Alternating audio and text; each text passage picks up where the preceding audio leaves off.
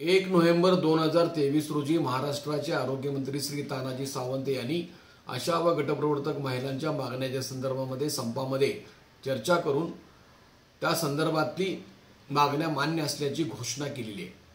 ज्यावेळेस तानाजी सावंत यांनी घोषणा केलेली आहे त्यावेळेला किमान 15 आशा उपस्थित होत्या, 15 गटप्रवर्तक उपस्थित होत्या, 25 वर कामगार विविध संघटनांचे प्रतिनिधी उपस्थित होते।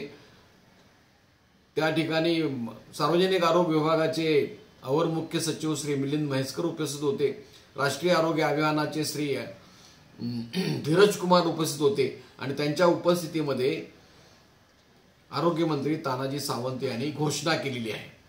या घोषणेमध्ये त्यांनी सांगितले की आशांना त्यांच्या दरमहा मानधनामध्ये 7,000 रुपये वाढ करीत आहोत। त्यांना दिवाळीच्या वेळेस 2,000 रुपये भाऊबीज देण्यात येईल आणि एपीएल बीपीएलचा भेदभाव न करता त्यांना JSYचा लाभ देण्यात येईल। गटप्रवर्तकांच्या मागण्यांच्या संदर्भामध्ये त्यांना सुरुवातीला त्यांनी 6,200 ची घोषणा केली।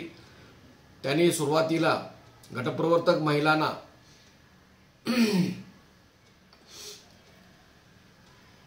कंत्राटी कर्मचाऱ्याचा दर्जा देण्याबाबतीत नकार दिला, म्हणून त्यानंतर गटप्रवर्तक महिलांनी आंदोलन केल्यानंतर ठिय्या आंदोलन केल्यानंतर त्याबाबतचा निर्णय प्रस्ताव महाराष्ट्र शासनाने पाठवून देण्याचं ठरवलेलं आहे आणि अभियान संचालकांनी तसं पाठवून दिलेलं आहे। परंतु हे होऊन आज 25 दिवस झाले आणि या 25 दिवस झाल्यानंतर सुद्धा या महाराष्ट्राचे आरोग्य मंत्री जे घोषणा करतात त्या घोषणेची अजून अंमलबजावणी करत नाही। ते महाराष्ट्र शासनाचं चुकीचं धोरण आहे। आशा महिलांची, गटप्रवर्तक महिलांची चेष्टा करणारी ही कृती आहे आणि त्यामुळे महाराष्ट्रातल्या आशा आणि गटप्रवर्तकांच्या मध्ये प्रचंड असंतोष पसरलेला आहे। म्हणजे आता त्यांना भाऊबीजेला तर मिळालीच नाही भाऊबीज, पण आता शिमगा जवळ आला तरी सुद्धा अजून ही रक्कम त्यांना मिळत नाही। तर यामुळे या गोष्टी का घडतायत याचं कारण काय? सकृत दर्शनीय तरी कारण असं आम्हाला वाटतं की त्यांनी जसं आशा आणि गटप्रवर्तकांना आश्वासन दिलेलं आहे मागण्या मान्य करण्याचं, तसंच त्यांनी राष्ट्रीय आरोग्य अभियानामधले जे कंत्राटी कर्मचारी आहेत ते जे गेल्या 15-20 वर्षापासून काम करते आहेत त्यांच्या सेवा ज्येष्ठते यादीनुसार आणि 10 वर्षाच्या वर ज्यांची नोकरी झालेली आहे त्यांना शासकीय सेवेमध्ये सामावून घेण्याची घोषणा त्यांनी केलेली आहे। ती फक्त वर्षाला 30% समायोजन होईल असं त्यांनी सांगितलेलं आहे। आणि त्याचबरोबर संघटनांनी अशी मागणी केलेली आहे की उर्वरित कंत्राटी कर्मचारी जे आहेत त्यांना तुम्ही समान कामाला समान वेतन द्यावे। आता या मागण्या त्यांनी 30%च्या मान्य केलेल्या आहेत आणि तरीही कंत्राटी कर्मचाऱ्यांना सुद्धा लेखी मिळालेलं नसल्यामुळे त्यांनी काम बंद आंदोलन सुरूच ठेवलेलं आहे। म्हणजे एक प्रकारे संपच चालू आहे। आशा आणि गटप्रवर्तकांच्या मागण्यांच्या बद्दल संमती झाल्यानंतर संप मागे घेतलेला आहे। संप ज्यांनी केलेला आहे, ज्यांनी संप थांबवला त्यांच्या बाबतीत आणि जे काम बंद आंदोलन करतायत किंवा संपावर आहेत त्यांच्या बाबतीत त्या सरकारचं धोरण एकच आहे आणि ते धोरण हे आहे की 25 दिवस झाले तरी सुद्धा ज्या घोषणा ज्या मागण्या त्यांनी मंजूर केलेल्या आहेत त्यांच्यावर काय आम्ही जबरदस्ती केलेली नाही। स्वतःहून जी घोषणा त्यांनी केलेली आहेत, मागण्या मंजूर केलेल्या आहेत त्याची अंमलबजावणी करण्यासाठी ते कशासाठी वेळ लावत आहेत ही अत्यंत गंभीर बाब आहे। आणि याच्याबद्दल जर सर्वच कामगारांच्या या प्रश्न सोडवले गेलेले नाहीत, ही फक्त आमची घोषणा झाली आशा आणि गटप्रवर्तकांच्या बद्दल, त्यामुळे या महाराष्ट्रातल्या अंगणवाडी महिला पेटून उठलेल्या आहेत। त्या म्हणतायत आम्हाला गेल्या 45 वर्षापासून आम्ही काम करतोय आणि आम्हाला फक्त 10,000 रुपयेच वेतन मिळतं, 5,000च वेतन मिळतं, आमचंही वाढलं पाहिजे म्हणून त्यांनी 4 तारखेपासून संपाचं उद्दिष्ट ठेवलेलं आहे। सर्व महाराष्ट्रातल्या आशा आणि गटप्रवर्तकांनी एक गोष्ट समजून घेतली पाहिजे। संपामध्ये झालेली तडजोडीमधल्या गोष्टींची पूर्तता करण्याची जबाबदारी कोणाची आहे? कामगार संघटनेची आहे की सरकारची आहे, कामगार संघटनेची आहे का मंत्र्यांची आहे? मागण्या मान्य केल्यानंतर आम्ही त्याला संमती दिली, हा काय आमचा दोष आहे का? त्यामुळे याला जबाबदार कामगार संघटना किंवा आशा आणि गटप्रवर्तक सुद्धा नाहीत. त्यांनी या सरकारवर विश्वास ठेवला आणि विश्वास ठेवून त्यांनी सांगितलं की याची प्रक्रिया तुम्ही सुरू करा. आणि ही प्रक्रिया यासाठी आता अडकलेली आहे की त्यांना धड पद्धतीने कंत्राटी कर्मचाऱ्यांची प्रश्न सोडवायचे नाहीत. खरं म्हणजे या सरकारचं दुःख हे आहे की त्यांनी या सगळ्या कंत्राटी कर्मचाऱ्यांना कामावरनं फेकून देऊन, काढून टाकून त्यांच्या पद्धतीने कंत्राटीकरण करून कंत्राटी भरती करायची होती आणि प्रत्यक्षामध्ये 20 ते 25 हजार रुपये पगार देऊन त्या कंत्राटदारांना 65,000 ते 70,000 पैसे त्यांना द्यायचे होते. अशा पद्धतीने लाखो कामगारांची भरती त्यांना करायची होती. मनुष्यबळ लाखो कामगारांच्यासाठी रिक्त पदावर भरायचं, कंत्राटी कर्मचाऱ्यांना कमी करून भरायचं.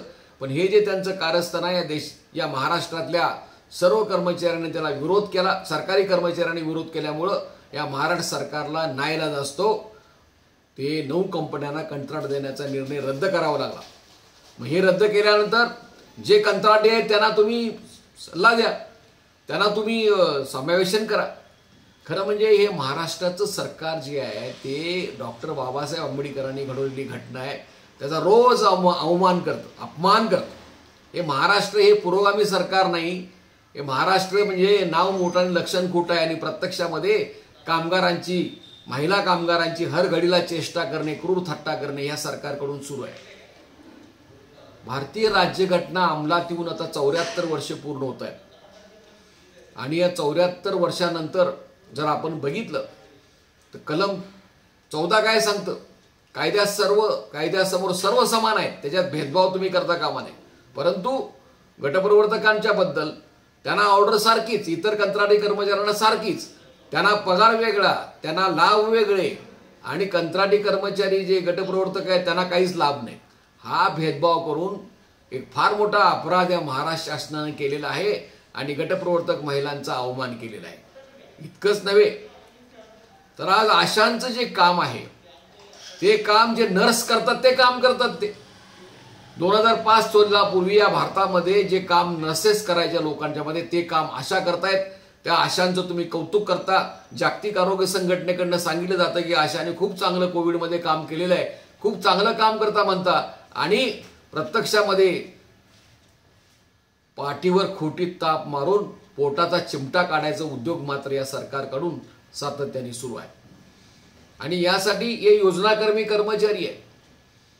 या योजनाकर्मी कर्मचाऱ्यांसाठी डॉक्टर मनमोहन सिंग पंतप्रधान असताना भारतीय श्रम परिषदेमध्ये या आरोग्य कर्मचाऱ्यांना किमान वेतन देण्याचा निर्णय झालेला आहे. त्यांना तुम्ही नियमित करा, कायम करा. फक्त गटप्रवर्तकच नाही, कंत्राटी कर्मचारीच नाही तर आशा सुद्धा या सरकारी सेवेमध्ये कायम झाल्या पाहिजे. ते सुद्धा आता गेल्या 15 वर्षापासून काम करत आहेत.